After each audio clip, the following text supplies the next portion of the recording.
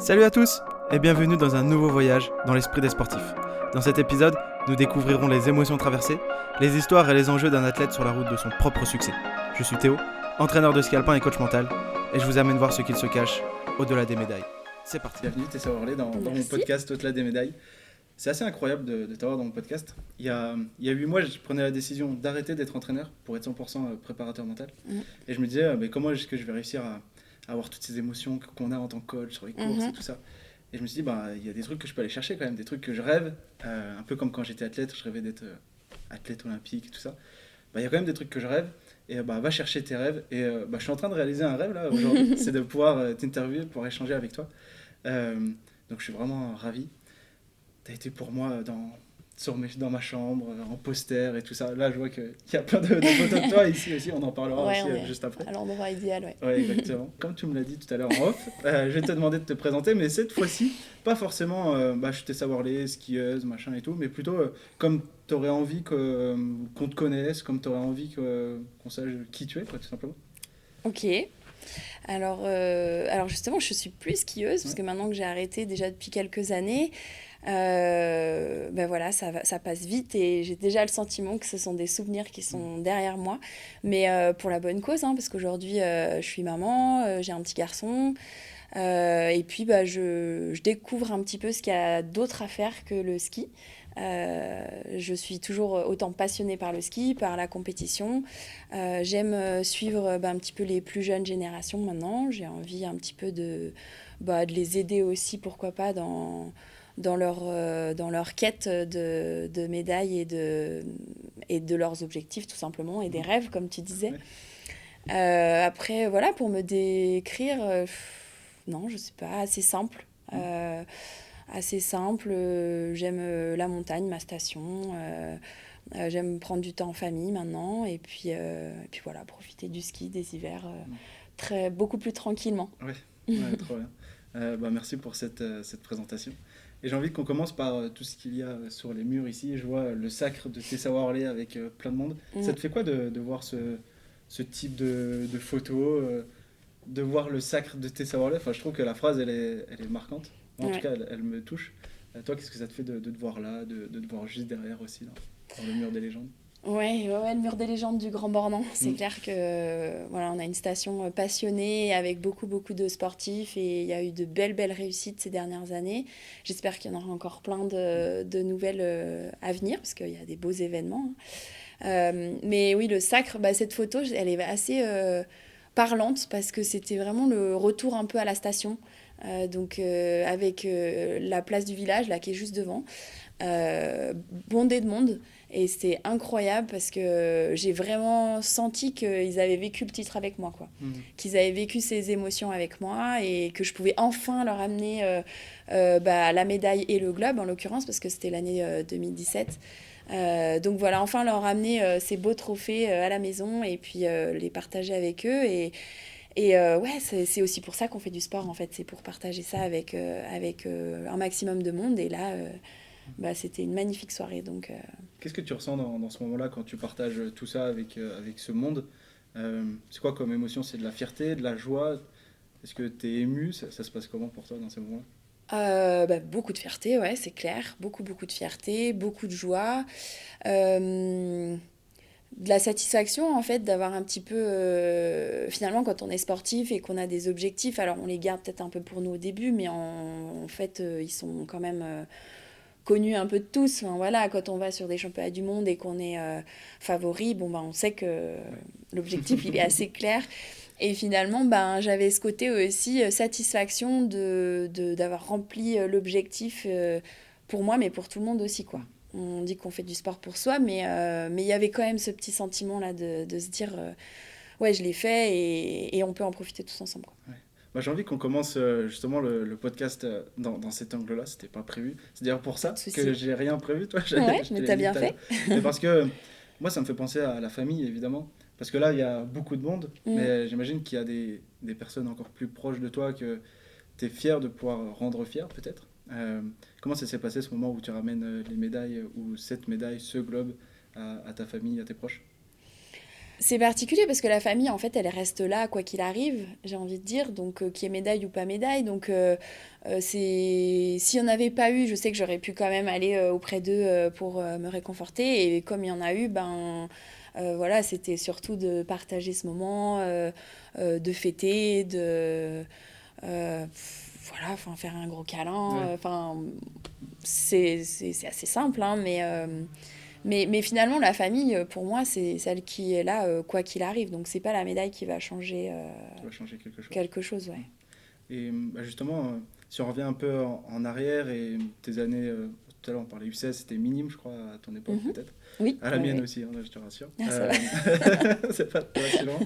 Euh, bah, quelle place avait ta famille, tes parents dans tout ça? Donc, c'est mes parents qui m'ont appris à skier, qui m'ont mis sur les skis très jeunes, parce que voilà, ils sont moniteurs de ski, on a vécu en station toute notre vie, donc c'était un petit peu logique que ce soit eux qui aient initié un petit peu vers ce sport et vers cette passion.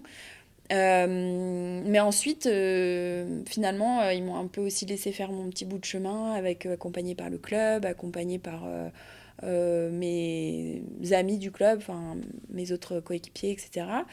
Euh, et puis après, quand on rentre dans une carrière professionnelle, enfin donc après U16 Mhm. justement, même en U16 ça commence un petit peu parce qu'il y a des choix, notamment pour les écoles, Ouais. pour les études, etc. Je trouve que là, ça fait du bien d'être un petit peu appuyé, soutenu, parce que il y a des choses où on ne sait pas trop comment décider, quoi faire comme choix, etc. Et voilà, c'était plus un backup, quoi. C'était plus Ouais. pour m'aider ouais, à faire les bons choix, je dirais. Oui, Et c'était là. Ouais, dis-moi. non, puis après, petit à petit, on reprend de nouveau notre indépendance, et puis après, on est un petit peu plus adulte, quoi. Ouais. Et c'était là pour te soutenir, Ouais, mais pas pour t'obliger ou pour te. C'était peut-être non, là en jamais, tant ouais. que guide, mais Ouais. en backup, quoi, comme tu disais. Ouais. Et puis petit à petit, quand c'est devenu de plus en plus professionnel, voilà, c'est devenu un métier. Ouais. Et puis après, c'est moi qui ai plus pris les rênes. Ouais. Ok. Parce que toi, je pense qu'il y en a plein qui ne le savent pas dans le milieu du ski, mais toi, tu as été un peu en France, un peu en Nouvelle-Zélande, c'est ça? Oui, très jeune, ouais. Ouais, très jeune. Ouais, jusqu'à l'âge de 7 ans. Et du coup, tu faisais hiver, hiver, hiver, Ouais. hiver. Ok. C'est assez particulier, ça, non? Oui, c'est assez particulier. Après, j'ai peu de souvenirs. Enfin, comment dire? J'ai pas eu l'impression que je manquais une saison Ok. d'été Mm. à ce moment-là. J'avais connu que ça, donc voilà, c'était très chouette. Beaucoup de voyages. Je pense que ça a quand même créé en moi cette envie de voyager, de découverte. Et puis le ski, forcément, on était dedans à fond avec mon frère, donc Mm. ouais, ça, on n'en a pas du tout été Ouais. dégoûté, tant mieux. C'était même cool, quoi, de pouvoir faire que du Ouais, ski tout le temps. ouais, puis c'était très différent. Enfin, en Nouvelle-Zélande, le ski, à l'époque surtout, c'était vraiment très très petite station, très Mm. petits moyens. Quand on arrivait en France, c'était un autre niveau, c'était différent, on était au Grand Bornand.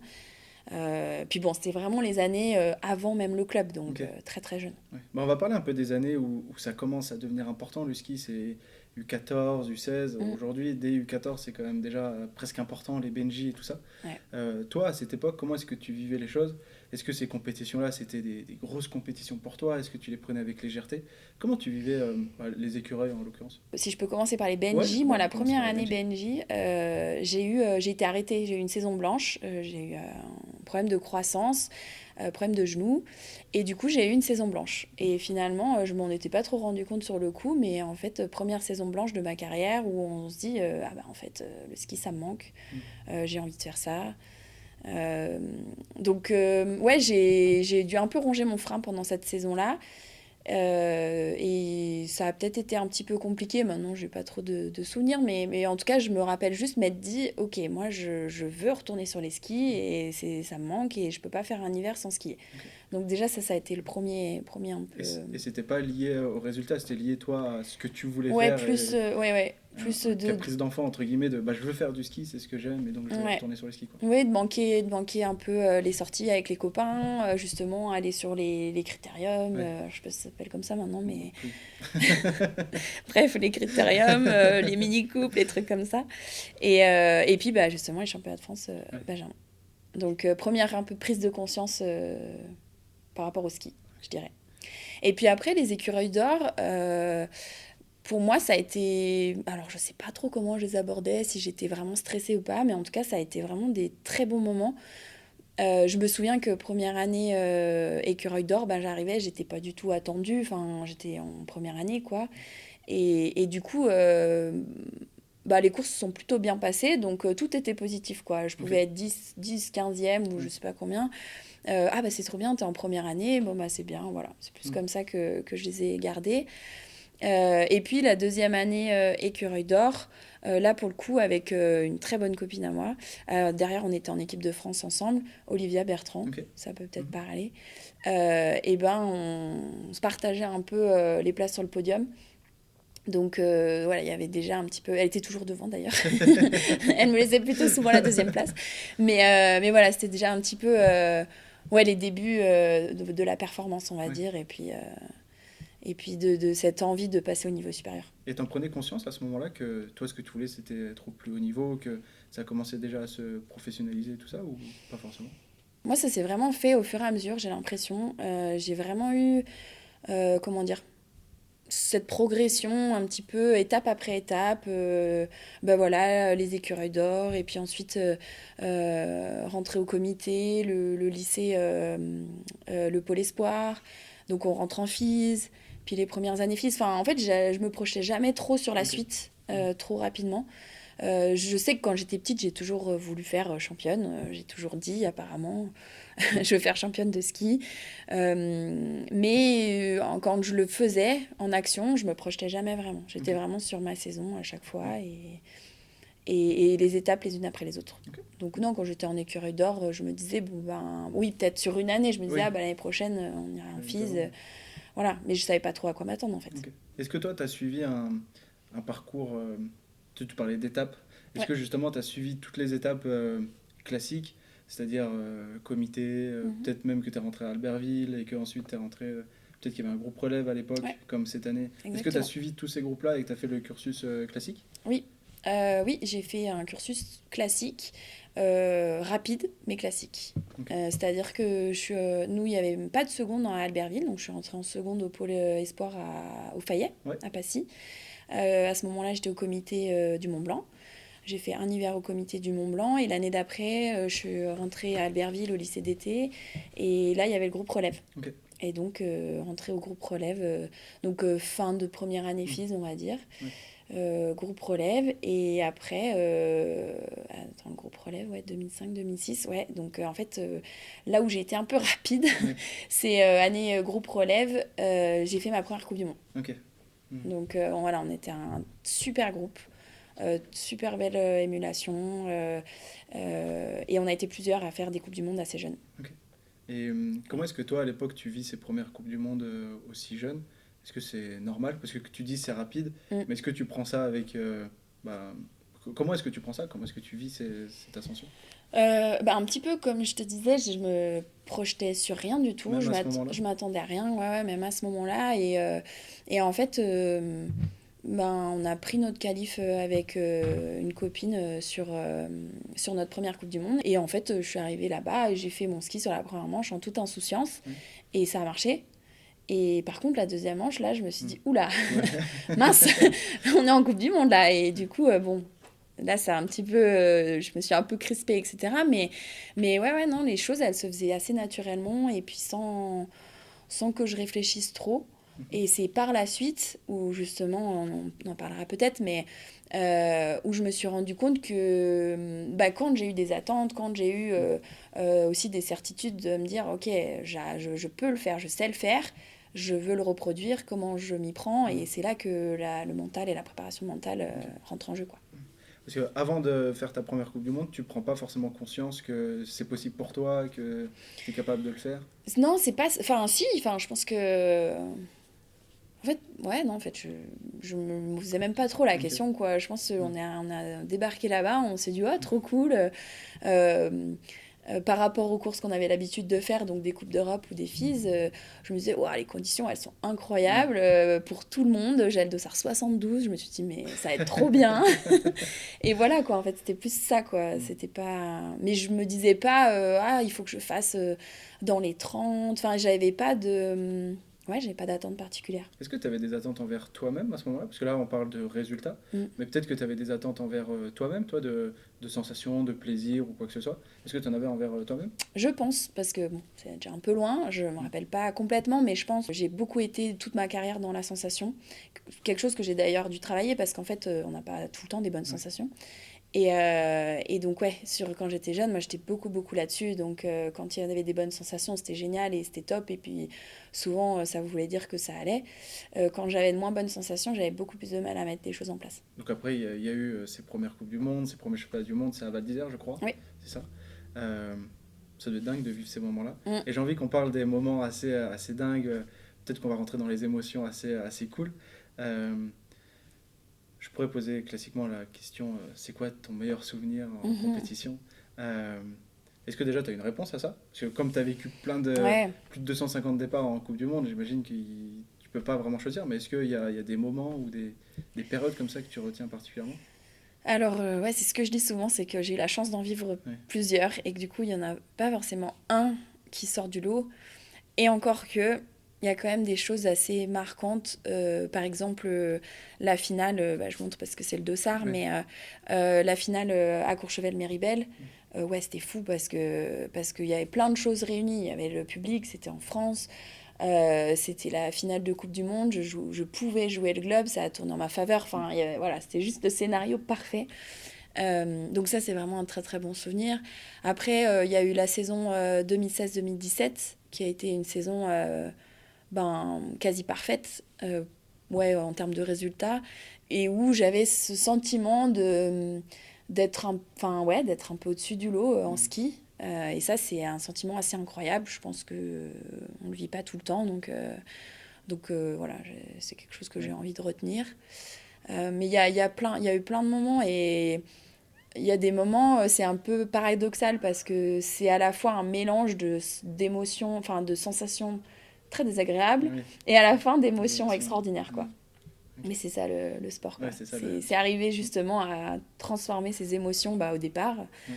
en l'occurrence, de stress, de pression, parce que en fait, c'est parce que moi je dis que quand on a la pression, c'est qu'on est capable de faire quelque chose de grand, donc Ouais. c'est plutôt bon signe. Mais du coup, voilà, que ça se transforme en bonnes émotions à la Ouais, fin. carrément.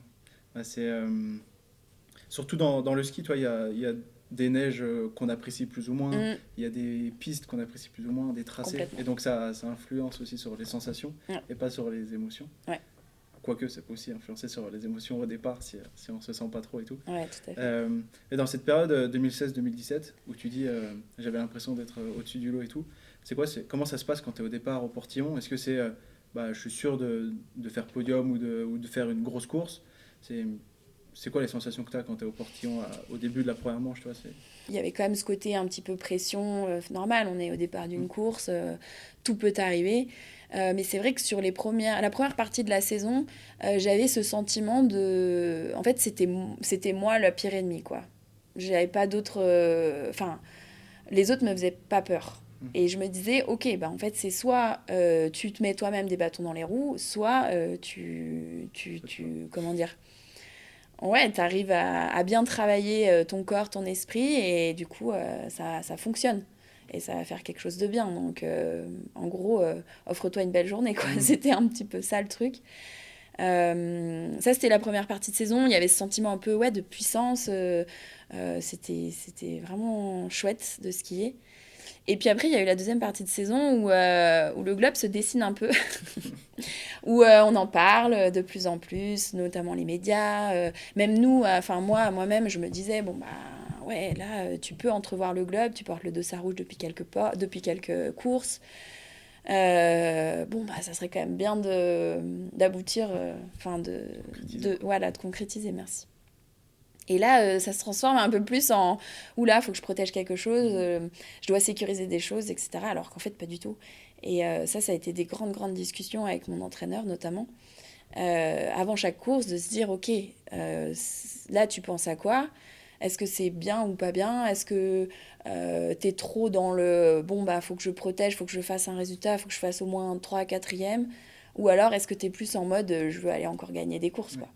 Et ça a été top de pouvoir avoir ces conversations. C'était qui l'entraîneur? C'était Alexis Xel Non, Romain Vélez Romain à Vélez, l'époque. ok. Ouais, avec d'autres, hein, Oui, plein oui, bien d'autres, sûr, mais bien c'est sûr. vrai que voilà, c'est l'entraîneur qui gérait tout le groupe à ce moment-là, puis avec Ouais. qui j'ai eu ces discussions. Et je pense que c'est important en fait, de lâcher ce qu'on a un peu sur le cœur avant une course pour aller dans le bon, Ouais. en fait. Et du coup, je me remettais dans la course du lendemain avec beaucoup plus avec les idées claires, quoi. De me dire, ok, en fait, je suis pas là pour faire quatrième, quoi. Je suis là pour gagner. Et puis, si je gagne pas, ben, c'est pas grave, mais au moins, j'aurais essayé. Et voilà. Et le globe, on verra plus tard. Ouais. Donc, voilà, c'était juste remettre un peu ces...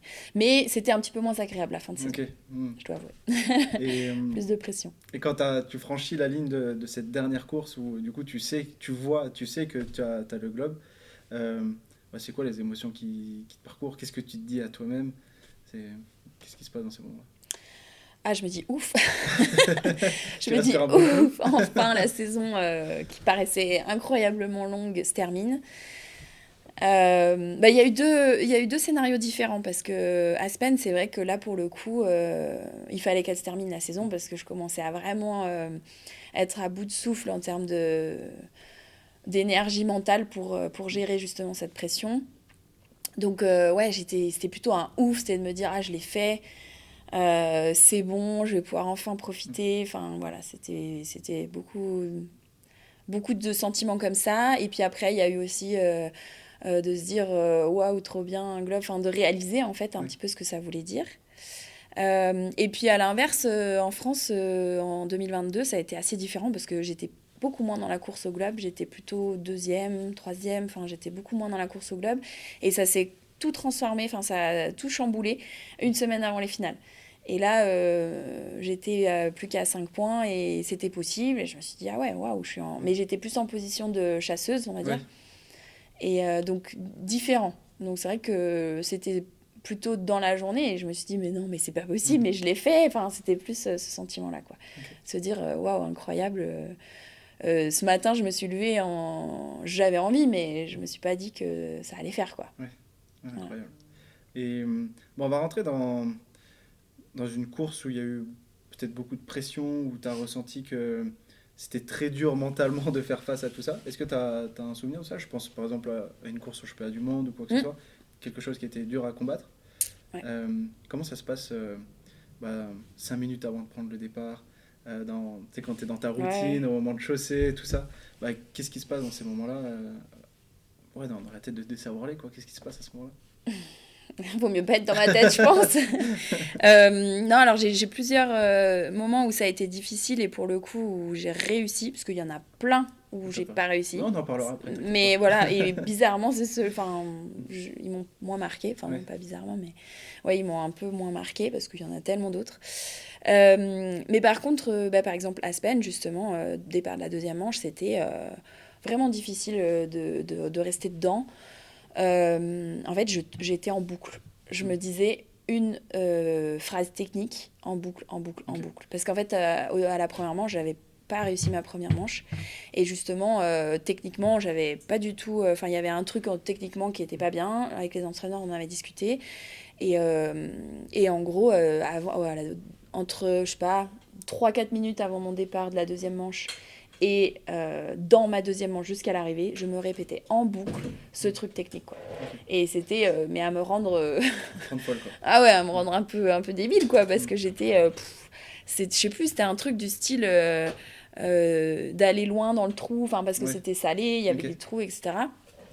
Et donc, je me disais ça. Je me disais, va loin, avance, Ok. va loin, avance, va loin, avance. Et Mm. je me répétais ça, je me répétais ça, je me répétais ça. Tu essayais de chasser quoi comme pensée? C'était des pensées négatives, Bah des ouais, pensées qui pouvaient te sortir bah de complètement. la Des course? pensées du style, si tu sors, c'est mort. Ouais. Ouais. Si elle gagne, c'est mort.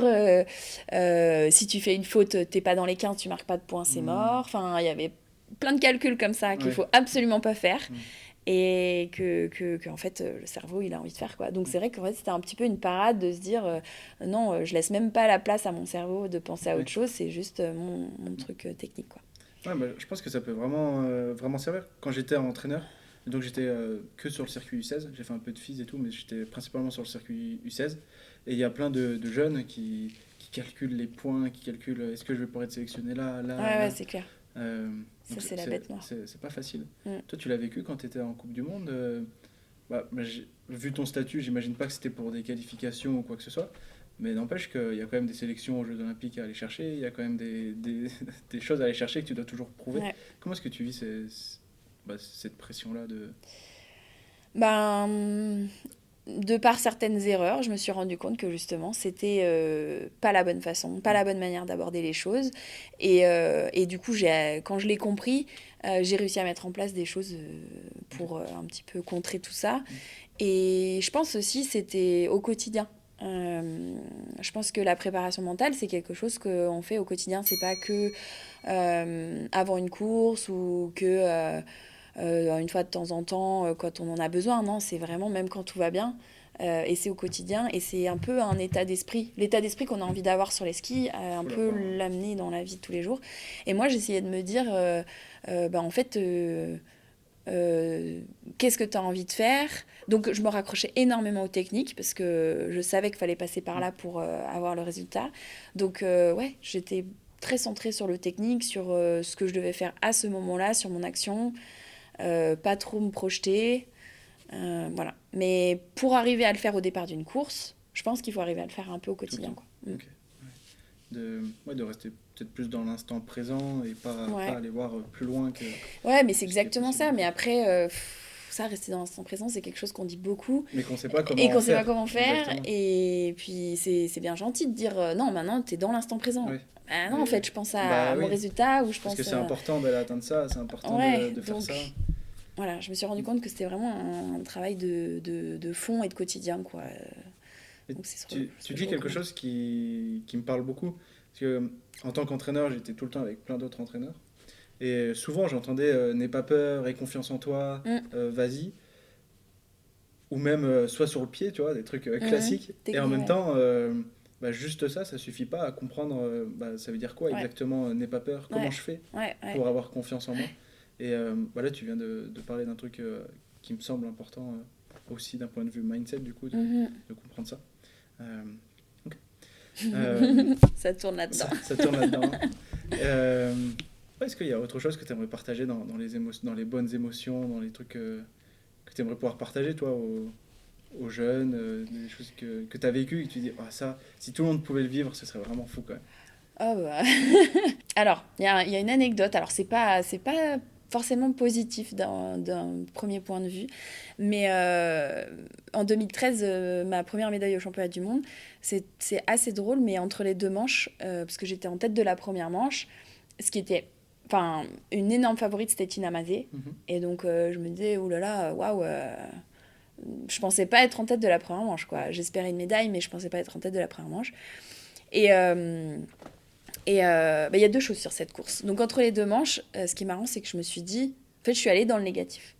Là, pour le coup, j'ai pas essayé de contrer mes pensées négatives, mais je suis allée dedans. Et je me disais, mais de toute façon, elles sont plus fortes que toi. Donc, en fait, juste fais ton ski et tu verras bien. Et en fait, ça m'a un peu relâchée et ça m'a permis de finalement être mieux à la deuxième manche que peut-être si je m'étais dit, oh là là, non, pense pas ça, non, faut que tu ailles chercher une médaille, enfin, tu vois. Et en fait, non, à ce moment-là, je sais pas, ça a été instinctif, je sais pas pourquoi j'ai fait ça, mais du coup, je me suis dit, non, mais de toute façon, elles sont trop fortes, elles sont derrière toi, elles n'ont qu'une envie, c'est de te dépasser. Donc, en fait, fais pas gaffe à elles, quoi. Fais juste ton truc et ça a marché. Okay. Donc ça, c'est assez... Incroyable. Voilà, je sais pas trop. Et deuxième chose sur cette course, très importante aussi, la veille même, je pense, j'ai dit à tous mes entraîneurs, je ne veux pas entendre le mot médaille. C'est hors de question, on ne parle pas de médaille. Parce que je savais justement que si on me parlait de ça, j'allais être projetée vers le résultat qui est finalement la finalité et qu'il fallait que je fasse tellement d'autres choses avant pour pouvoir parler le soir de médaille, tu vois. Donc on s'est dit ça avec les entraîneurs et si ça se trouve je l'ai entendu dans la journée, j'en sais rien, mais voilà cette envie, cette détermination de dire ok, non, on parle pas d'un résultat, on est sur une course, peut-être les championnats du monde, oui, peut-être, on verra ça ce soir, quoi. Mais voilà, en fait c'est ça. C'est dingue d'avoir de réussir à avoir ce détachement même si effectivement c'est un combat pour l'avoir, ce détachement, Ouais. mais de réussir à l'avoir et d'en prendre conscience, d'aller Mm. voir les coachs pour leur dire, bon là, on parle pas de ça, Ouais. de là, ok, elles sont plus fortes que moi et j'ai juste à faire le meilleur Bah, ski ça, c'est possible. Et peut-être puis, pas la bonne, le bon conseil, mais voilà, c'est des choses ouais, que ça a pu marcher une fois. Peut-être ouais, bien sûr. pas, ça marchera peut-être pas plusieurs fois, mais en tout cas, ça a pu marcher une fois. Et après, c'est pour souligner aussi l'importance de communiquer en fait avec ses entraîneurs, je trouve. Enfin, voilà, moi, en fait, je les ai inclus dans le truc et de me Ouais. dire, en fait, là, aujourd'hui, on est ensemble, on bosse ensemble pour, Mm. ok, une médaille, mais on n'en parle pas, on a le travail à faire avant ensemble, quoi. Et ben, Voilà. je pense qu'on va parler un peu de la relation entraîneur-entraîné parce que j'étais entraîneur, puis j'ai aussi été entraîné du coup. Mhm. J'ai vécu des choses pas très agréables avec des entraîneurs, mais je pense que c'était ma perception. C'est maintenant avec le recul, je me Ouais. dis, hmm, ouais, avant je l'aimais pas, mais je pense que c'est parce que j'avais un truc perso Ouais, que ouais, j'arrivais pas ouais. à gérer et du coup je Ouais. le calquais là-dessus. Mais bref, du coup il y a des relations avec des entraîneurs qui sont pas très bien passées. En même temps avec d'autres entraîneurs où c'était vraiment incroyable et tout. Mhm. Euh, Toi, comment ça s'est passé avec tes entraîneurs? Toi, si tu avais la définition du meilleur entraîneur possible au monde pour toi, tes savoir ce serait quoi? Alors, il a évolué. Enfin, Ouais, ça a en évolué. fait, ouais. Alors, ça a évolué. J'ai eu beaucoup de chance parce que j'ai eu que des gens super sur mon parcours. Mhm. Enfin voilà, j'ai toujours eu des très bonnes relations avec la plupart de mes entraîneurs. Il y en a peut-être moins d'affinité, mais voilà, tout simplement, enfin, il n'y avait Ouais. pas de problème. Et puis d'autres où on a vraiment eu des super relations. Moi, j'étais énormément dans la communication. Je pense que ça, c'est important. De créer en fait du dialogue parce que l'entraîneur sait pas forcément comment tu te sens, Ouais. un jour tu vas te sentir bien, un autre pas bien, enfin voilà, c'est important je pense d'échanger là-dessus. Et puis l'entraîneur, je pense qu'il faut aussi qu'il soit sensibilisé à ça, hein, parce que Ouais. c'est clair que dans le meilleur des mondes, tous Mhm. les entraîneurs auraient une petite formation préparation mentale Ouais. pour pouvoir un petit peu donner des billes aux uns aux autres et puis s'adapter à la personne qu'il a en face de soi. Mais c'est pas le cas. Mais juste une sensibilité, tu vois, à ça. Pour moi, c'était une collaboration en fait. Ouais. Oui, j'étais au centre du projet parce que c'était mes objectifs perso et ma carrière, mais je savais que je ne pouvais rien faire sans eux et que voilà, il fallait qu'on bosse ensemble et qu'on soit. Qu'on finalement qu'on mette les objectifs aussi Ouais, sur en le commun. papier ensemble, quoi. Ouais. Même si c'était moi, Mm. moi je voulais faire ça, mais eux ils allaient m'aider à y arriver, quoi. Ouais. Et, Voilà. justement, tu disais qu'avec certains entraîneurs, tu avais un peu moins d'affinité. Comment est-ce que tu trouvais un truc cool chez eux ou comment est-ce que tu te disais, ok, ils vont me servir, ce que moi, j'ai pas du tout réussi à faire avec mon entraîneur à l'époque. Ouais. Euh, Comment est-ce que toi, justement, t'en faisais une force et que tu arrivais à travailler malgré tout avec ces entraîneurs?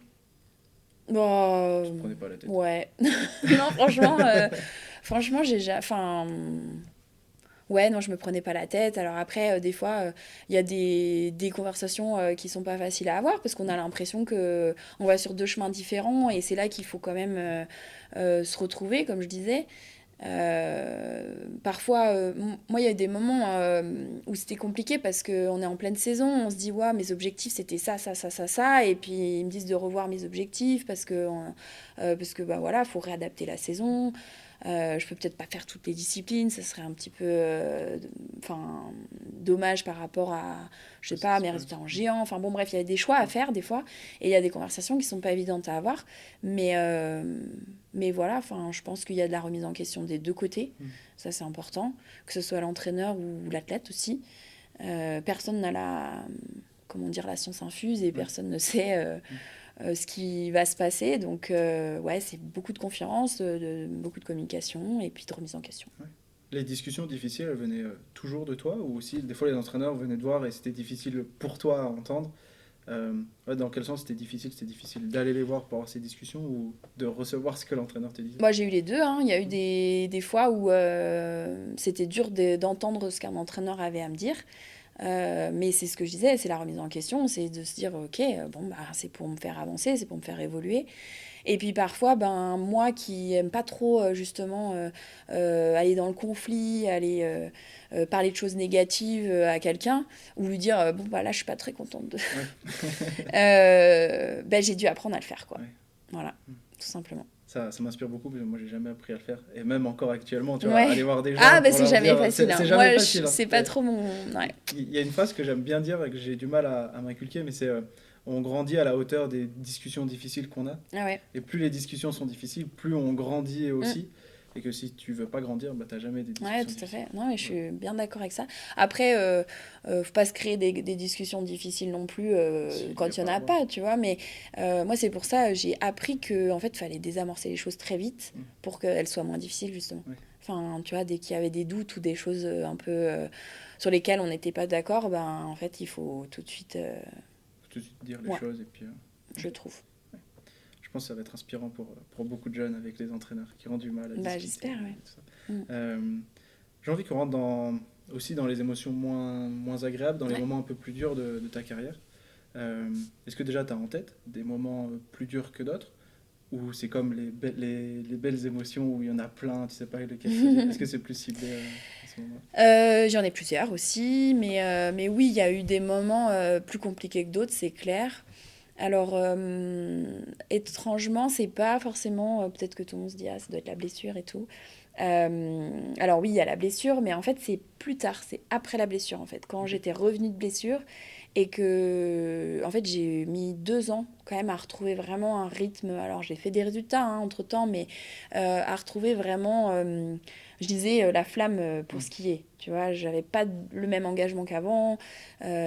J'avais pas. Ouais, j'abordais les courses un peu différemment et j'arrivais pas à retrouver bah, Ton ski, ouais, mon ski ton et puis mon identité. attitude, comment je mettais les choses en place et tout. Mm. J'ai mis beaucoup de temps à retrouver, 2 ans, j'ai mis 2 saisons. Et ouais, ça a été compliqué parce que j'ai eu quasi toute une saison presque entière où voilà, je courais après les résultats à chaque course parce que moi je suis quand même quelqu'un d'assez positif et à toujours vouloir trouver des solutions. Mhm. Donc après chaque course, je me disais, bon, ok, allez, c'est pas grave, on se remet au boulot, on trouve les solutions, on va sur la prochaine course. Et j'arrivais sur la course d'après et j'étais là, ok, c'est bon, maintenant ça va faire. Et paf, Et ça bam, faisait ça pas. repartait. Tu vois ce que je veux dire? Donc Ouais. ouais, là, ça... et ça, je m'enfonçais. C'est le Et cercle vicieux en fait qui était dur à vivre, c'est ça? C'est à ouais, toujours devoir rebondir voilà, pour... ouais, c'était à la fin de l'hiver, j'étais un peu épuisée de devoir justement trouver encore des solutions et que mes solutions ne marchaient pas. Et j'étais un peu à court ouais, de, de solutions. Donc là, ça a été compliqué.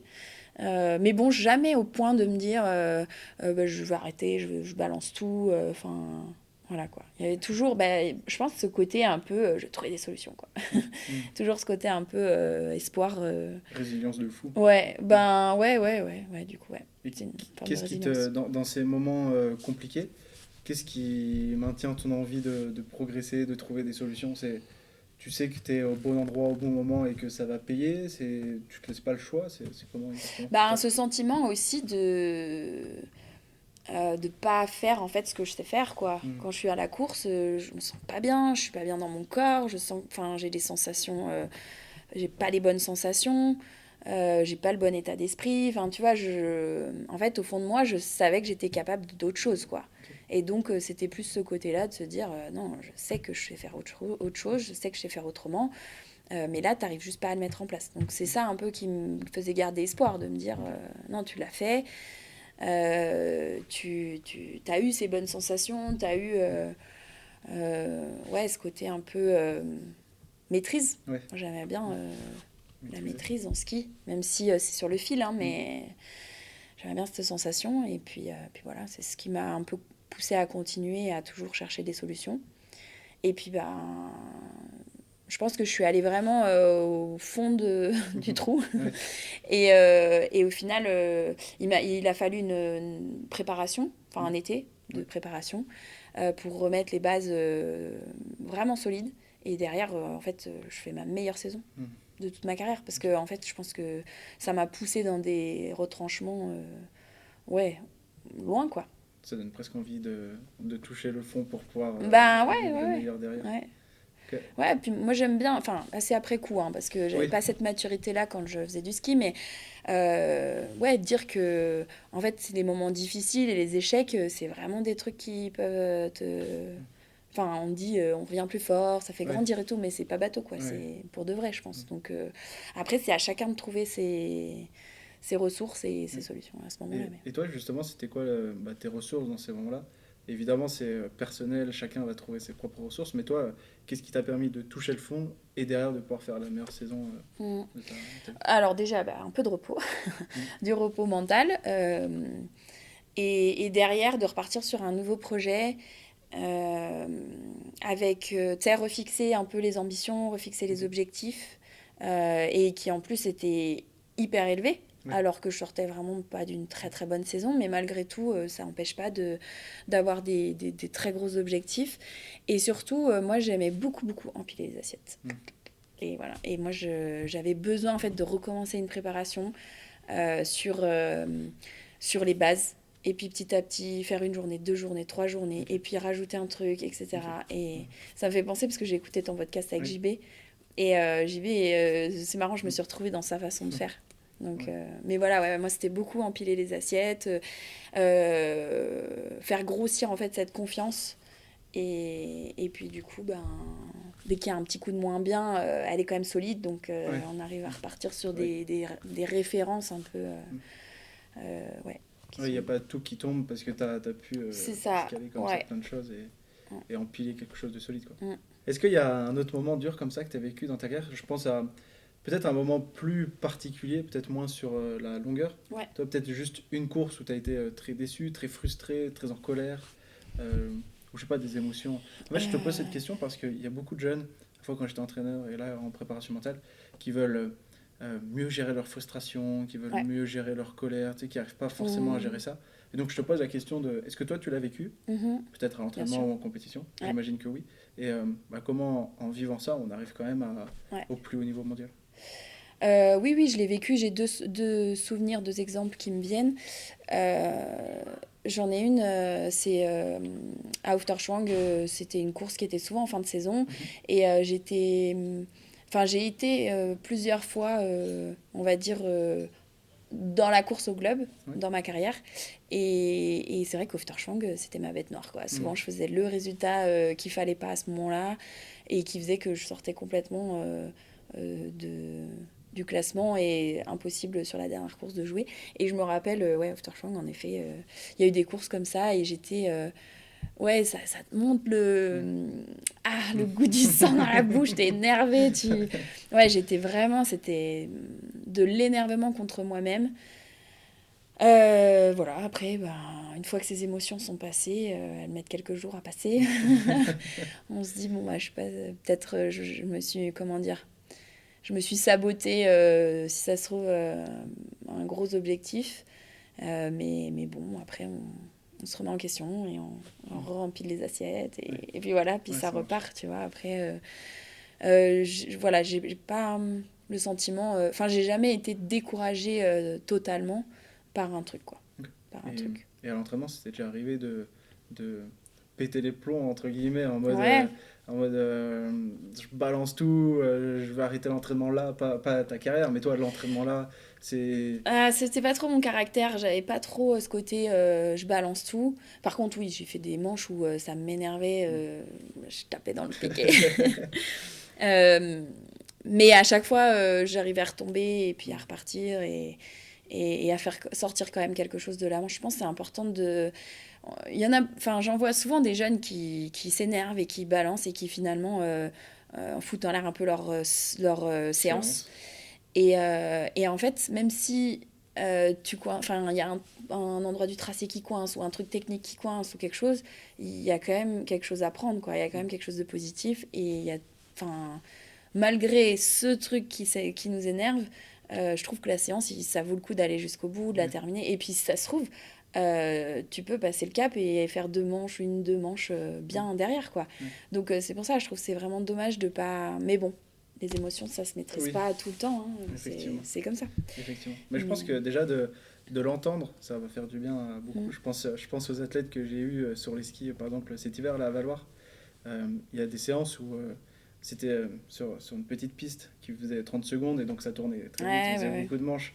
Et donc si tu n'y arrives pas, au bout d'un moment, ça devient très dur. Et je me rappelle qu'il y a des séances où c'était beaucoup de pleurs, beaucoup de... Ouais, Et de donc, frustration. je pense à ces athlètes en particulier, je pense que ça va leur faire du bien d'entendre En ça. fait, moi, quand il y a des séances comme ça qui me frustraient énormément et que j'aimais pas, clairement, parce que oui, il y a des conditions Oui. que j'aimais pas trop et tout, mais en même temps, en fait, j'essayais de voir la grande image, tu vois, de se dire, ok, mais si je me mets, enfin, si je balance la séance là, parce que ça va pas, la semaine prochaine, une séance, puis après une autre séance, puis après, en fait, au bout du compte, il y a combien de séances dans l'hiver? Ouais. Et au bout du compte, il y a combien de séances que tu as balancées que tu aurais pu avoir quand même? Parce que mine de rien, t'es pas le meilleur de la séance, ça se passe pas bien, t'as pas des super sensations, mais au final, c'est des choses qui vont te faire évoluer quand même, en fait. Ouais, Et bien c'est sûr. essayer de voir juste plus gros que juste cette journée-là et cet Ouais. entraînement-là, quoi. Mm. Parce que, bah voilà, moi j'ai dû apprendre, je détestais ce qui est dans le salé, dans la neige molle, je trouvais que ça rendait aucune sensation, enfin c'était pas agréable pour moi, j'avais du mal à y trouver du plaisir et donc de la motivation, quoi. Et ben, au final, ça m'a servi dans ma carrière parce qu'il y a eu des courses où bah fallait que je skie sur du sel et il a fallu que je sorte des grosses sur du sel et j'ai progressé et c'est ce qui a fait que voilà. Donc ne pas balancer ces séances-là, c'est peut-être les plus importantes quoi. Ouais. Tu vois. Mais Encore une fois, on est dans les moments les plus durs, c'est peut-être ce qui nous aide le plus tard exactement. à être Mais le plus fort. c'est dur à je suis d'accord, c'est dur de le de se l'imaginer Ouais. quand on est dedans, quand on est jeune, enfin voilà, il y a plein de mais bon. Ouais, bien sûr. On apprend. Mm. Moi, j'ai eu Très- 17 ans hein, pour apprendre tout ça, donc T'as eu du temps. ouais, j'ai eu beaucoup de temps. Mm. J'ai eu beaucoup de temps. Ouais, Et puis yes. après, il y avait une autre frustration, mais pour le coup que j'ai mieux géré, donc à Courchevel-Méribel, Mm. 2023 pour le Ok. coup. Pour le coup, ouais, bah voilà, je jouais une médaille aux mondiaux en France. Mes derniers mondiaux de ma carrière, je savais que j'allais arrêter. Enfin, c'était, en tout cas, ça allait être très bientôt. Et voilà, en fait, ben, je suis fauchée. Je fais un intérieur complètement bête. Et puis en un quart de seconde, il y a tout qui s'arrête. Donc ouais, c'est hyper frustrant. Je pense que je suis restée allongée 10 secondes. Tout le monde veut se dire, merde, elle s'est fait mal, elle s'est fait mal. Non, non, non, c'est juste qu'il fallait que Digère un petit peu. ouais, que je digère le truc. Et puis au final, après, en fait, ben, je pense que c'est l'état d'esprit que j'essaye d'avoir au quotidien, que j'essayais d'avoir au quotidien à ce moment-là, qui m'a un peu, qui m'a aidé à relativiser, à me dire, mais en fait, t'as fait la course que t'as voulu faire, quoi. T'as joué devant, t'étais devant sur une manche. Ton objectif, c'était d'avoir une médaille aux mondiaux, et là, tu skiais pour avoir une médaille. Donc, en fait, quelque sorte, objectif rempli, quoi. Ouais. Pas la finalité, mais Le voilà, tu chemin, peux être puis... fier de toi quand même, quoi. Et c'est ça qui m'a un peu aidé à passer au-delà de la déception et de me dire, en fait, garde-en un bon souvenir parce qu'en plus, ça va être ton dernier. Donc, donc, vaut mieux en profiter. donc, vaut mieux en profiter. Alors, oui, ça fait toujours un peu mal au cœur quand on te dit, waouh, t'aurais pu avoir encore une médaille, etc. Mais voilà, c'était pas l'histoire, c'était comme ça. Mais surtout, moi, en fait, j'étais fière de cette journée. Ouais, c'était incroyable. Aïe, aïe. J'en garde en fait un bon souvenir finalement. C'est pour ça Incroyable. que ça vient pas tout de suite quand tu Ouais. parles de frustration ou de mauvais souvenirs. C'est que pour moi, c'était une très belle journée. Il y a deux choses trop intéressantes. C'est à la fois que, oui, la finalité, elle est importante, mais aussi la manière dont je m'y prends pour atteindre cette finalité, c'est peut-être le plus important. C'est clair. Comme là, c'est ce que tu Être fier retiens. de ce que tu fais, Être quoi. fier de ce que tu fais. Et une question que je me pose quand tu parles de ça, tu sais, derrière notre télé, c'est trop facile de dire ouais, elle a craqué, ou il s'est passé ceci, il s'est passé cela. Toi, comment est-ce que tu expliques que tu as fait un inter? Est-ce que tu avais trop la pression au départ, ou est-ce que pas du tout? C'est comme le ski qui impose ça, quoi. Tu Ouais, peux faire des je fautes. l'explique pas trop. l'expliques pas Je trop. l'explique pas trop. Je pense que j'ai mal interprété la piste. Tu vois, il y avait un petit dôme sur cette banane là. Ou même pas, je sais même pas si c'était une banane. Et en fait, ben voilà, je sentais quand même que l'arrivée approchait et tout ça. Et il y a vraiment cette envie d'aller plus vite encore. Et c'est pas le moment où il fallait lâcher sur cette porte. Il fallait encore garder comment dire, de la rigueur, des équilibrations beaucoup plus fortes à ce moment-là. Et voilà. Mais franchement, non, j'ai pas. Pour le coup, tu vois, c'est pour ça aussi que je suis fière, c'est que j'ai je me suis pas dit dans ma tête, oh là là, enfin, tu sais, je me suis pas sabotée, quoi. Je me suis pas dit, ouh là là, tu vas avoir une médaille, machin, c'est les mondiaux, c'est en France. Non, il y a rien de tout ça qui est remonté. C'était vraiment plus, Le jeu, quoi. ouais, voilà, de se dire, ok, en fait, j'étais complètement dans mon truc. Le mur à Méribel, c'est un enchaînement de beaucoup de portes avec de la pente. Il faut à la fois savoir tenir, mais à la fois arriver à lâcher les skis quand même. Donc j'étais vraiment dans ce jeu-là de tenir les lignes, mais quand même de lâcher mes skis. Et là, on sent que ça se radoucit un petit peu. Et j'ai lâché un peu trop tôt mes skis, quoi. Voilà, c'est tout. Enfin, franchement, non, il n'y a pas de... J'ai essayé de la refaire 15 fois dans la tête, mais... Non, il n'y a pas. Non, C'est comme ça que ça devait se passer. Ouais, exactement. Ouais, très bien. Et est-ce que tu as conscience, avec du recul peut-être plus, mais pendant ta carrière, est-ce que tu prends conscience que tu es une vraie source d'inspiration pour plein de générations, pour plein de personnes, à la fois dans ta technique de ski, à la fois dans ce que tu dégages, toi, dans la personnalité que tu es? Est-ce que tu prends conscience de ça ou pas forcément? C'est pas quelque chose que j'entretiens, enfin je sais pas trop comment expliquer ça, mais en fait dès que je vois un jeune skieur ou skieuse, enfin voilà, on est égal, quoi, on est d'égal à égal, on fait le même sport, et j'aime beaucoup ce côté-là justement de dire en fait ouais, il y a peut-être une identification, mais en fait on peut discuter, tu vois, enfin voilà, mais après oui, je me rends plus compte après, tu vois, après la carrière, après tous ces moments, parce que j'ai beaucoup de témoignages. Donc c'est ça qui fait qu'on se rend compte, quand on est dans notre carrière, on est complètement dans notre bulle. Même s'il y a des moments comme le retour au village, des choses comme ça, où on se rend un petit peu plus compte, ah oui, ça a quand même fait un peu vibrer quelques personnes en plus de moi, et du staff et tout ça. Mais oui, quand on arrête, surtout après coup. Quand quelques années après encore, il y en a qui viennent et qui disent ah là là, ouais, ces années-là, c'était trop bien. Enfin voilà, c'est agréable, c'est sympa d'entendre ça. Mais voilà, moi j'invite tous les jeunes à nous aborder, nous, parce que en fait, tout le monde, je pense, on est tous, enfin tous les skieurs, c'est un petit milieu, on fait le même sport qui est dur, et du coup, ouais, il y a des choses à échanger, à partager, et on n'est pas inaccessible, quoi.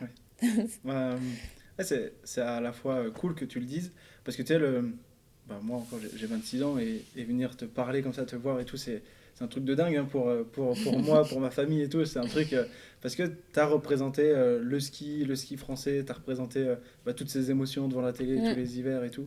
Enfin, je veux dire, c'est pas rien, surtout pour une famille de skieurs qui était... je trouve que c'est assez fort. Et toi, je crois que je ne l'ai jamais dit, mais Jean-Baptiste Grand, j'ai eu tout un hiver pour pouvoir l'aborder. Ouais. Et j'ai jamais osé le faire. Toi, des fois, je rentrais dans son magasin, okay. Je le voyais, c'est vrai. et je faisais « Ah non, j'ai trop peur ». Et je rentrais chez moi, et je disais « Bon, comment est-ce que je vais pouvoir faire? Je ne vais pas y arriver comme ça. » Mais je comprends. Et c'est pas facile, mais... et au final, c'est bien passé. Au final, ça s'est très bien passé. Mais toi, c'est pas moi qui suis allé le voir au début, parce que c'était trop dur pour moi. Ouais, toi, il y a des choses comme ça qui sont pas faciles, et ouais, toi, ce que tu dis, c'est que pendant ta carrière, tu t'en rends pas forcément compte. Mais après coup, oui, parce que y a tous ces échanges et tous ces témoignages. Comment est-ce que tu vis, toi, la médiatisation, aussi les sponsors? Moi, je me rappelle de ton casque Milka et tout. Enfin, tu vois, c'est des choses qui marquent. Comment est-ce que toi, tu vis toutes ces choses-là? Est-ce que ça te rajoute de la pression? Est-ce que c'est plutôt une fierté? Est-ce que c'est là parce que ça fait partie du sport et ça te permet d'en vivre et tout ça? Comment tu vis tout ça? Alors moi, j'étais toujours plutôt assez fière parce que mes sponsors, j'ai toujours essayé de... alors bon, des fois, parfois, j'ai pas eu le choix, mais ça tombait bien parce que ça a toujours été avec des personnes et des marques, des entreprises pas qui me représentaient, parce que c'est moi qui les représentais, mais je veux dire où je me retrouvais, quoi. Où je me retrouvais. Et ça, c'était important. Tu vois, je pense que... ouais, c'est important d'être authentique en fait dans sa manière de représenter des partenaires, des sponsors, et ouais, ça a été le cas, et j'ai eu quasiment que des longs partenariats et qui du coup embrayent sur d'autres choses maintenant, tu vois, avec d'autres opportunités, et c'est hyper intéressant. Et pareil, ça a été des relations du coup de confiance, alors ouais, je les ai mis en lumière dans mes grands moments de sport, mais ils ont aussi été là dans les moments un peu moins bien. Enfin, ouais, c'est des sponsors sur lesquels j'ai pu compter souvent. Enfin, j'ai plutôt fidèle, on va dire, dans un sens comme dans l'autre. Ouais.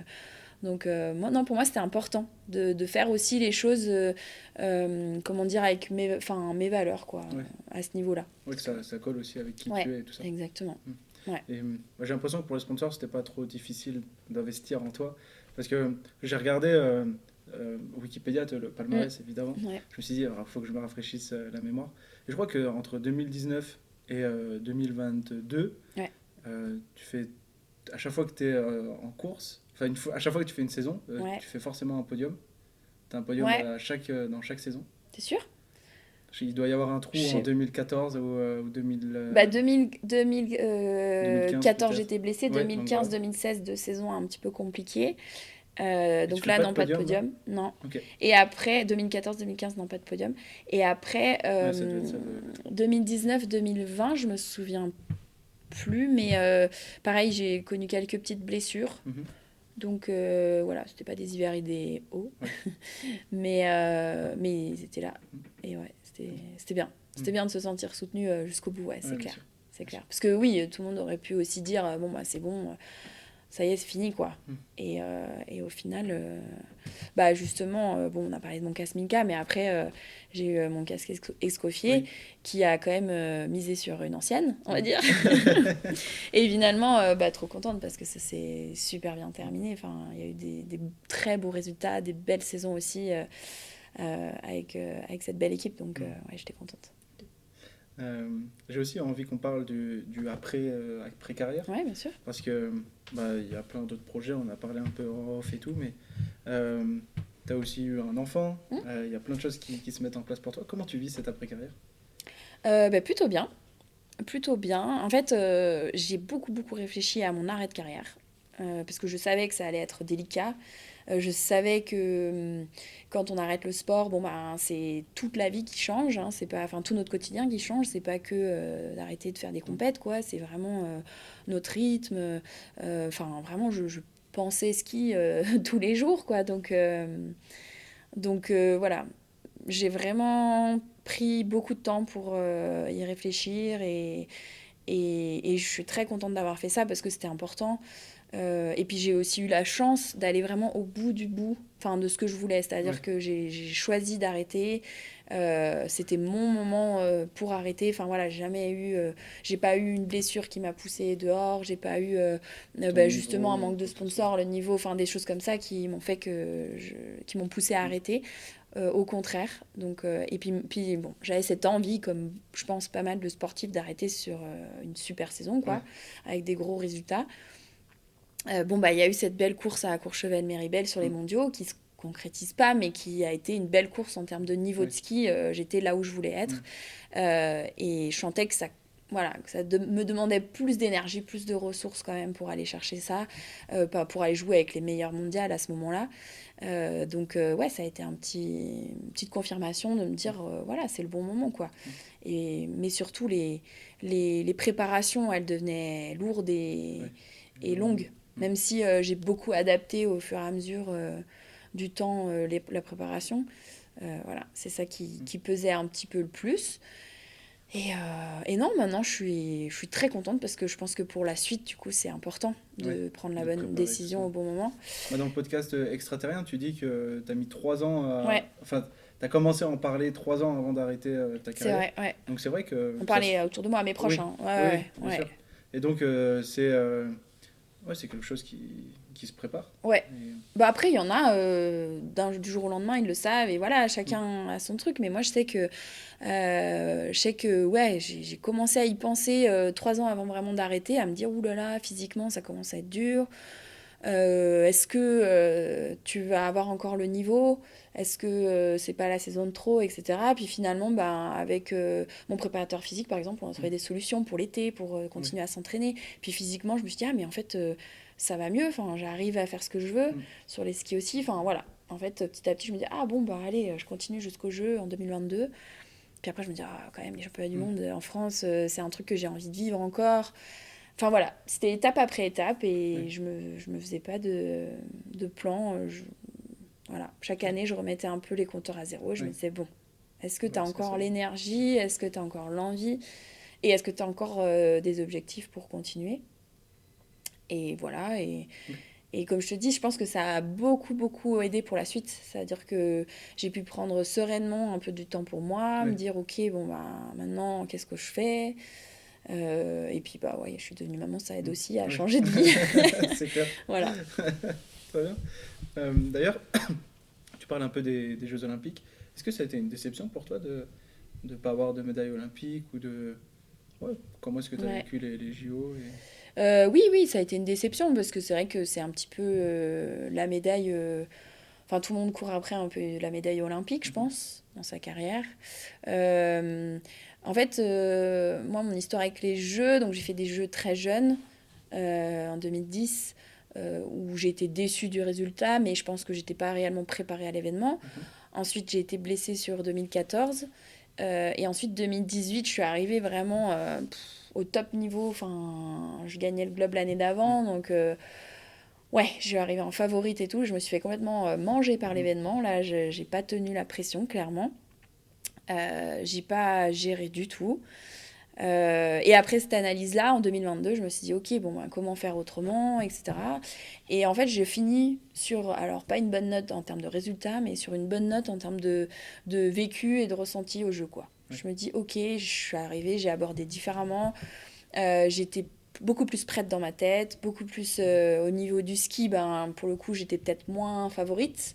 Donc, ça, c'était peut-être un petit peu plus difficile pour la médaille, mais par contre, ouais, j'étais dans de bonnes dispositions. Et ça, c'était beaucoup plus agréable. Et c'est un petit peu comme les mondiaux à Courchevel-Méribel, c'est-à-dire que, en fait, voilà, le parcours, t'en es déjà content. Après, bon, bah, t'aimerais que ça se termine, c'est sûr, hein, mais ça bah, dépend voilà, pas hein, je uniquement de toi, pas... quoi, mais aussi de... Non, ouais, il y a plein de choses. Et puis, bon, bah, voilà. Enfin, franchement, je suis très bien avec je suis OK avec ça, de dire, bon, bah, ouais, j'ai pas de médaille olympique, quoi. Okay. Tu vois, pareil, finalement, ce qui me frustrait peut-être un petit peu plus, c'est de ne pas avoir fait de podium en Super G. Ça, c'est un objectif qui m'a plus, qui t'a tu plus vois, dérangé. Ouais. Jusqu'à la toute fin, je me disais, allez, je peux encore peut-être... peut-être aller Et non, ça n'a jamais voulu faire. Mais voilà. Et bah, d'ailleurs, encore une fois, dans le podcast Extraterrien, tu parles de peur, que c'est une discipline où quand t'arrêtais pendant un certain temps et qu'après tu revenais, bah, t'avais des paliers à repasser pour réaffronter cette peur. C'est vrai qu'on n'en a pas encore vraiment parlé de la peur et de ces émotions qui sont inhérents au sport. En fait, le ski, tu mets ton corps en danger, il y a de gros dangers quand même. En plus, actuellement, avec les nouvelles vitesses, avec ce qui se passe et tout ça, il y a encore plus ce danger-là. Toi, comment est-ce que tu vivais cette peur, que ce soit en vitesse ou en géant? Peut-être que tu avais aussi de la peur en géant. Comment tu vis ça? De la peur en géant parfois, mais bon, beaucoup moins quand même. Mais c'est vrai que dès que j'arrivais en vitesse, il y avait vraiment cet aspect-là qui était différent pour moi du géant. Et il fallait que je l'apprivoise en fait. Et donc ça me demandait beaucoup de répétitions, beaucoup de régularité. Et ça, je m'en suis rendu compte... Enfin, c'était pas trop tard dans ma carrière, mais disons que ouais, j'ai commencé à vraiment faire de la vitesse beaucoup plus régulièrement sur les dernières années de ma carrière. Et voilà, et puis après, bah, le Super G, c'est... Enfin, ouais, il n'y a pas de hiérarchie en Super G, quoi. Donc, on sait que tout est possible. Donc, voilà, après, c'était un peu l'état d'esprit au départ, quoi. C'était, ok, maintenant que tu es capable d'engager, maintenant que tu as apprivoisé cette peur, ben, faut skier, faut pas faire d'erreur. Enfin, voilà, il y avait tellement de facteurs aussi en Super G qui rentraient en compte que bah ouais, c'était pas une discipline facile, mais c'est une discipline qui m'attirait beaucoup. Qu'est-ce qui t'attire dans cette discipline et comment tu as fait pour gérer la peur? On va commencer déjà par qu'est-ce qui t'attire dans le Super G, dans cette discipline de vitesse? Bah, c'est ce côté manche sèche, quoi. Enfin, c'est ce côté... ouais, one shot. Et puis, ce côté aussi...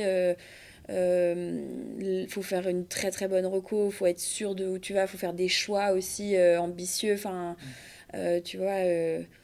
ouais, les choix de ligne. Enfin... puis il y avait vraiment ce côté très technique quand même, il fallait vraiment tailler de la courbe.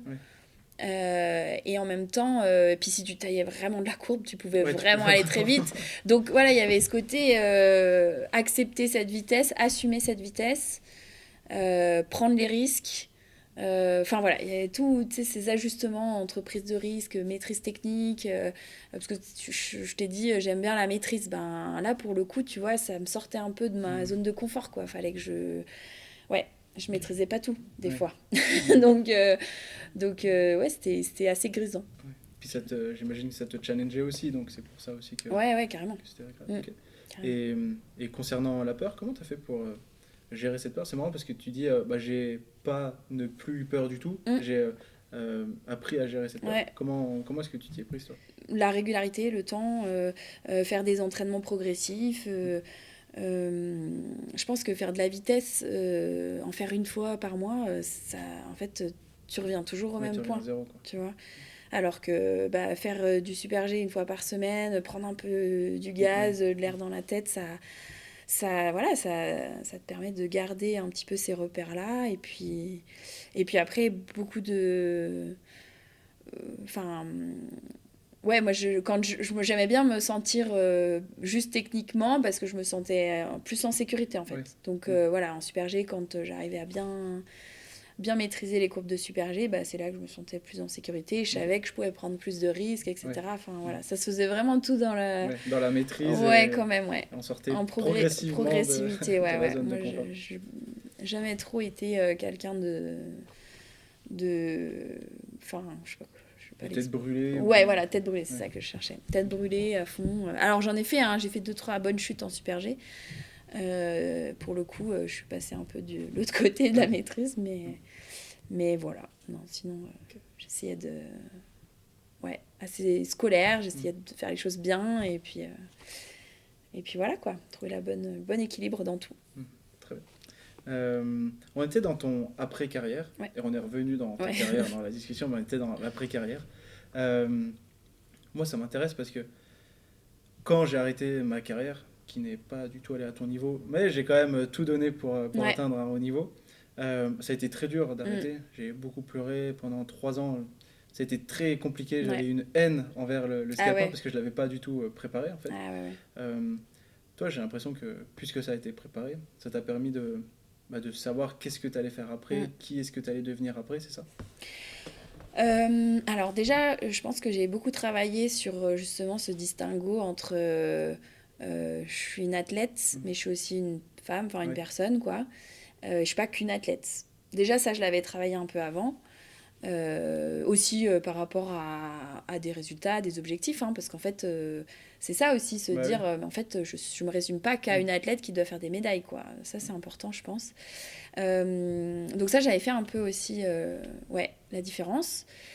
Et puis après, moi, des fois, on peut pas, je peux comprendre, hein, des fois, on peut pas forcément le préparer. Oui. Et oui, ça doit être très difficile, mais voilà. Franchement, je me considère comme chanceuse Ouais. d'avoir pu faire comme Ouais. ça et d'avoir eu le temps de le préparer, Ouais. ouais. Après, c'est aussi mon côté un peu maîtrise, Ouais. peut-être. Tu vois, ouais, pas aller comme ça, N'importe pas être où. lâché dans la Mm. nature et pas trop savoir. Même si, franchement, je savais pas quoi faire, ce Ouais. que j'allais faire, hein. Ouais, bien sûr. Franchement, je me suis pas du tout penchée sur le sujet reconversion. Pour moi, c'est ski à 100% jusqu'au moment où j'arrête. Mm. Et après, je pense au reste. Ok. Tu vois, je pouvais pas faire deux choses en même temps, quoi. Je trouve que c'est important de parler du sport féminin. Mhm. C'est quelque chose qui me touche beaucoup parce que j'ai été entouré, donc j'ai 2 sœurs, j'ai forcément ma mère, bref, je suis entouré beaucoup de filles. J'ai été aussi entraîneur, en particulier à Valloire où il y avait principalement que des filles, et je vois à quel Ok. point c'est pas facile, surtout actuellement, tu sais, de devoir faire des bons résultats. Il y a peu de place dans les comités, et si tu rentres pas dans les comités, c'est compliqué de monter plus haut et tout ça. J'ai l'impression qu'il y a une certaine pression encore supplémentaire Mm. par rapport aux garçons. Toi, comment tu as vécu le fait d'être une femme dans le sport? Est-ce que tu as la sensation que ça t'a limité? Est-ce que ça t'a donné une force en plus? C'était comment? J'ai jamais eu trop de réflexions comme ça quand j'étais plus jeune. Euh, Ouais, je dirais que ça m'a plutôt donné une force parce qu'en fait, moi j'étais plutôt du genre à me dire ah, on fait un entraînement avec les gars, trop bien, je Mhm. vais essayer d'aller les taper. Ouais. Enfin, tu vois, c'était un peu de se dire bon, ben, ça m'aide à élever encore le niveau. Mais voilà, après, non, j'ai jamais trop eu de problématiques Ok. là-dessus. Après, ben, Oui, je comprends.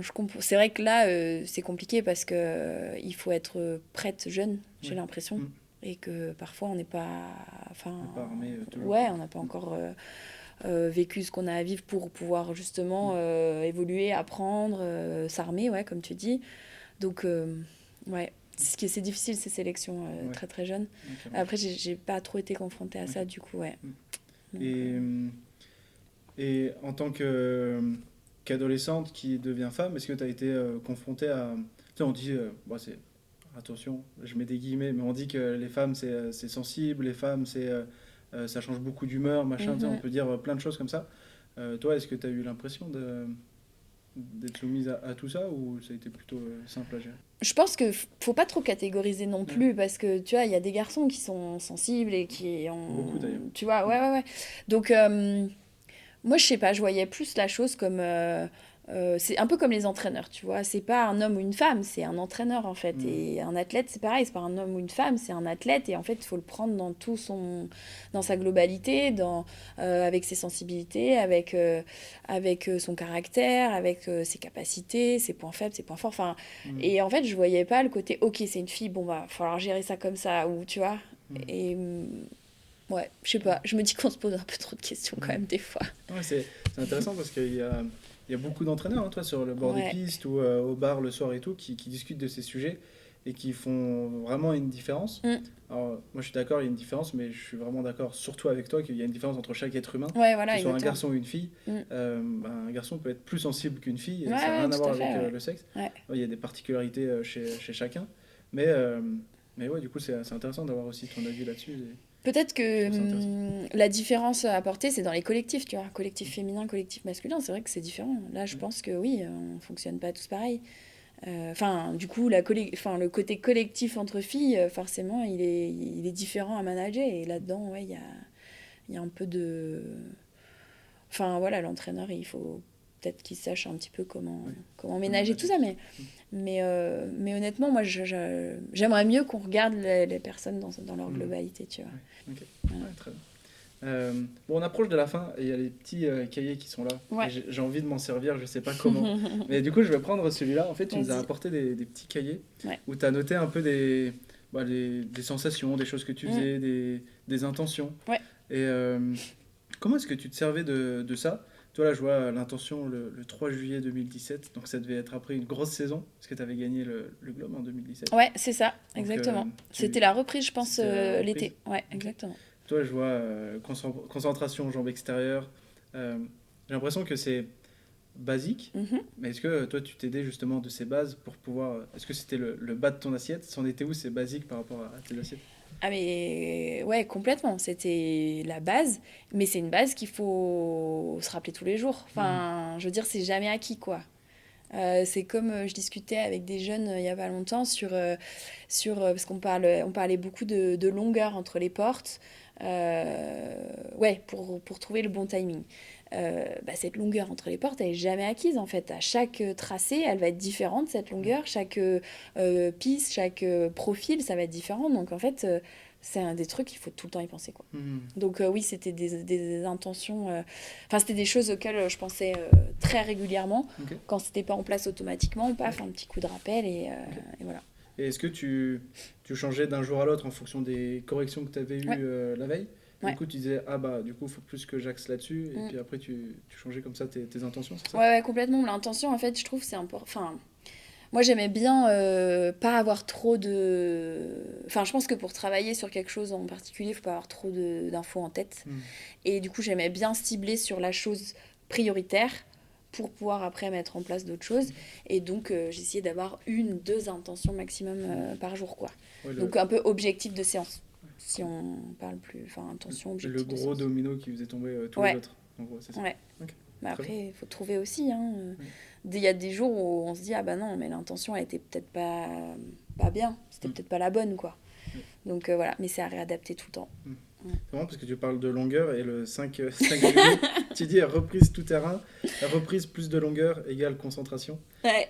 Comment tu faisais pour te concentrer, toi, justement, aux entraînements? Tu te répétais ces phrases-là, comme tu dis? Ouais. Ou est-ce que, en fait, à l'entraînement, tu étais plutôt détente et la concentration, c'était juste 5 secondes avant de partir? Comment est-ce que ça se passait, la concentration? Oui, à l'entraînement, c'était plus détendu entre les manches. Et puis, oui, 5-10 secondes avant de partir, c'était des respirations et des intentions. Enfin, de manière, comment dire, enfin, dans la tête, quoi, mentale, se répéter l'intention. C'est pour ça que je trouve l'intention, il faut que ce soit une action assez simple, tu vois, que tu puisses te dire, que tu puisses te redire dans le tracé si c'est Ouais. pas respecté, tu vois. Donc, voilà, ouais, j'essayais de faire très simple, quand même. Même si il y a 2-3 termes, après, voilà, c'est avec les habitudes, les entraîneurs, le discours, tout ça que ça évolue. Mais ouais, je me concentrais 5-10 secondes avant, je pense que... Il y a quelque chose aussi dont j'aimerais pouvoir parler. Tu me dis si c'est OK pour toi ou pas. Mais donc, tu es en couple avec Julien Lizeroux, si je ne me trompe pas. Julien Lizeroux, ça a été aussi quelqu'un d'important dans ma vie, toi, parce que forcément, en tant que skieur, forcément, tous ces noms-là, moi, ça me fait vibrer et tout ça. Comment il va, Julien? Parce qu'on n'a pas forcément de nouvelles de lui. Il ne communique pas beaucoup, j'ai l'impression. Comment il va? Est-ce qu'il se porte bien? La dernière fois que je l'ai vu, c'était à l'étape du Tour à Albertville, il y a peut-être en 2020 ou il y a longtemps, ça faisait Albertville-Malto. J'avais fait une photo avec lui, j'étais hyper content. Ouais. Comment il va? Bah, il va très bien. Ouais. Il va très bien, ouais. Pareil, heureux papa. Et non, je pense que un petit peu comme moi, je pense qu'il a bien vécu son après-carrière, dans le sens où voilà, c'était le bon moment pour lui d'arrêter. Il a vraiment eu une belle et longue carrière. Et puis là, il s'essaye à plein d'autres choses. Voilà, pour l'instant, on profite un peu de la vie. C'est un bon papa. Ouais. Il aime bien ça. Ouais, très bon. Je pense que ça lui va bien. Enfin, en tout cas, du personnage qui renvoyait, je pense que ça doit être un papa assez amusant. Oui. Oui, ça va. Mais quand il faut être sérieux, il faut être sérieux. Oui. Attention, il ne faut pas déconner quand même. Mais non, c'est un très bon papa. On s'éclate, ouais. On va trop bien. On va rentrer dans les questions un peu plus, on va dire, philosophiques. Oula. Waouh. Attention, il va falloir réfléchir. Vas-y. La première question, elle fait souvent très réfléchir. Ah. Tu sais, on dit souvent, qu'est-ce que tu dirais à la Tessa Worley qui a 10 ans? Mais là, j'ai envie de voir les choses à l'inverse. Okay. Imagine-toi, Tessa Worley quand elle avait 10 ans, et tu vois toute la carrière que tu as parcourue, et tu te vois aujourd'hui. Ouais. Qu'est-ce que celle qui a 10 ans dirait de toi? Qu'est-ce qu'elle dirait de moi? Ou qu'est-ce qu'elle veut lui dire? Ouais, tu peux réinventer la question. Qu'est-ce qu'elle veut lui dire? Bah déjà, je pense que profite du voyage, quoi. Ça va être trop bien. Profite du voyage, ça va être trop bien. Qu'est-ce qu'elle dirait de moi? Bah, je sais pas. J'espère qu'elle dirait que bah, un petit peu ce qu'on a dit tout à l'heure sur le côté identification, tu vois, qu'elle dirait, ok, bah, c'est un bon exemple. Il y a plein de... Enfin... Mais plus sur les côtés, tu vois, valeurs, travail, etc. Plus sur ce côté-là.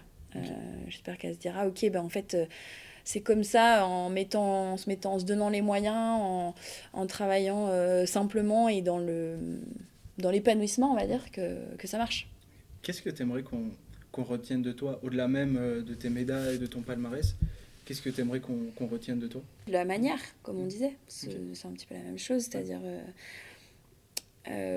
ouais, c'est-à-dire que la réussite, moi j'aime bien ce côté, comment dire, les sportifs qui n'ont pas besoin d'écraser en fait la concurrence pour exister, quoi. Et j'aimais bien, moi, avec les étrangères, j'avais des bonnes relations avec pas mal d'entre elles parce que ben, justement, on arrivait à faire la part des choses entre le côté piste et le côté off, tu vois.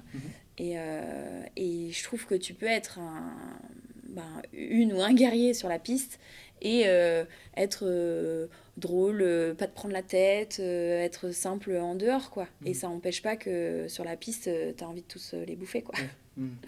Donc, ouais, dans ce côté un petit peu à côté, enfin, ce côté autre, et dire, ouais, la manière dont elle a géré le reste aussi. C'est important. Et aussi, qui est-ce que tu aimerais pouvoir et entendre à mon podcast dans le ski alpin, Ah, évidemment. mince. Parce que tu as d'autres noms, je prends les autres noms, mais Non, mais il y en a un qui m'est sorti comme ça, mais qui ça? Roger Federer. Ah oui, voilà. Allez, Bon, tu vas prendre c'est ton parti. courage à deux mains. T'as son numéro pour me le donner parce que... Non, non, non. Non, mais c'est vrai que moi j'adore rencontrer des skieurs et en fait peu importe le niveau, au début moi mon podcast il a débuté avec des athlètes qui ont le test technique et c'est tout, tu Ouais. vois. Et c'était ça l'essence de mon podcast à la base. Ouais. Et j'ai eu la chance de pouvoir interviewer des personnes d'un niveau de plus en plus élevé. Mais ouais, qui est-ce que tu aimerais pouvoir entendre à mon micro? Sans dire Julien Liseroux parce que... parce que ce serait un autre rêve encore d'accompli, ce serait trop facile. Non, alors tu vois, je pensais plutôt à un petit jeune, Ouais. à Flavio Vital. Ok. Ouais. Voilà, en plus il fait une super entrée en Ouais. matière cette saison. Je pense qu'il a la tête sur les épaules et tout. J'aimerais bien un petit peu savoir Qu'est-ce qui vit sa vision des choses et tout. Non, là comme ça, après je réfléchissais à une fille, mais bon, il y en a plein. Ouais, non, peut-être les très très jeunes. Tu vois, avoir un petit peu leur vision des choses. Enfin, vraiment, bah là en plus je suis pas mal avec elles, les filles du groupe Relève, donc voilà, on discute, mais j'aimerais bien aussi avoir un peu leur vision des choses et voir un peu où elles en sont aujourd'hui et où elles veulent aller. Ok. Tu vois, je trouve ça intéressant. Et ben, toi, où est-ce que tu veux aller là aujourd'hui? C'est quoi? Est-ce que tu as des projets? Est-ce que toi, moi, je vais être papa, donc je sais où je vais aller. Ouais. Toi, où est-ce que tu veux? Où est-ce que tu vas aller? Alors moi là, j'ai été en contrat avec l'armée toute ma carrière et là j'ai re-signé un contrat de reconversion qui me permet déjà d'aller un peu auprès justement des groupes de la fédération pour un petit peu en accompagnement, en conseil. C'est le début un peu de cette nouvelle expérience. C'est hybride, c'est nouveau, c'est pas dans les normes, on va dire, mais je trouve que c'est chouette. Donc voilà, j'espère vivre du coup une saison un petit peu de l'autre côté que je connais moins, tu vois, de l'autre côté de la compétition. Et puis j'espère apporter un maximum de conseils et puis juste peut-être une présence aussi d'un ancien athlète à des futurs champions. Okay. Voilà. Ouais, un peu plus dans la dimension mentale aussi, tu parlais en off tout à l'heure. Moi, je pense que ça va de pair, c'est clair, l'un ne va pas sans l'autre. Il y a forcément, quand on est sportif, cette dimension-là. Et si on est sensibilisé et armé un minimum, je pense qu'on peut encore plus aider la personne en face. Donc oui, je m'y intéresse beaucoup. Et au-delà de ce que moi, j'ai pu faire pour moi, je me dis que, je sais que pas tout le monde ne fonctionne de la même façon, donc voilà, j'essaie de me créer un petit bagage avec des vrais outils. Tout à l'heure on parlait de rêve, etc. Et je t'ai dit que là ça y est, on arrive au bout de mon rêve. J'arrive au bout de ma manche, tu vois, au bout de ma course, et ça y est, j'ai atteint tu vas un pouvoir rêve. célébrer. C'est ça, je vais pouvoir célébrer et tout. Mais en tout cas, merci beaucoup d'avoir Avec accepté d'être venu dans mon podcast. Ce que tu as dit, je suis sûr que ça va être hyper riche pour les jeunes et les moins jeunes qui nous écoutent. Par ce que tu as vécu, par ton expérience et tout ça. Aussi de voir que c'est possible d'en arriver là. Et je parle aussi là pour moi, de voir que c'est possible de pouvoir interviewer des personnes comme toi sans être un gros média ou quoi que ce soit, mais juste par passion et parce que j'adore ce que je fais. Et donc merci pour ça. Merci aussi pour tout ce que tu as représenté dans ma carrière. Parce que, mine de rien, c'est pas rien de voir tes savoir-aller à la télé, de voir tout ce qui s'est passé. En fait, tu m'as permis à moi, à ma famille aussi, parce que j'ai ma sœur aussi qui a été beaucoup dans le ski. Tu nous as permis à nous d'aimer vraiment ce ski, d'avoir des idoles, des personnes à qui se raccrocher et tout ça. Donc merci beaucoup pour ça. Et du coup, c'est un merci personnel. J'ai mis un message à ma sœur, je lui ai dit... Oh, est-ce que tu aurais une question à poser à tes savoir-aller que je pose pour toi? Elle n'en a pas trouvé malheureusement. Dommage, ça aurait été une belle fin quand même. Voilà, exactement. Mais tant pis, elle s'en mordra les doigts de ne pas avoir pu te poser de questions. Mais voilà, merci pour tout.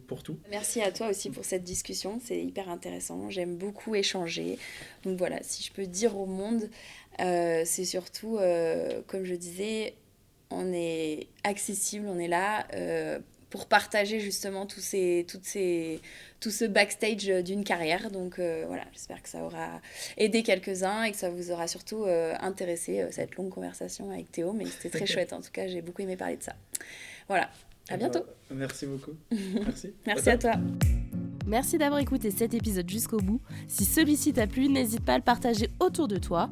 On se retrouve très vite pour un nouvel épisode. À bientôt dans Au-delà des médailles.